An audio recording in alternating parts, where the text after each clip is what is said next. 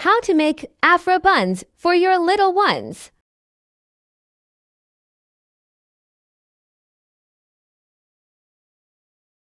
All you have to do is cut your desired length of kinky hair and tie a knot in a small hair band.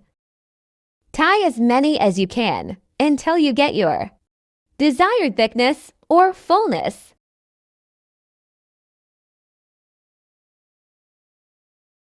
So I made this video a while ago and I couldn't edit it. So here it is.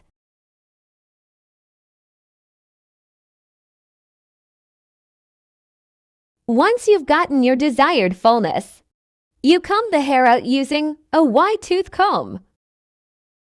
And then you trim out the excess hair.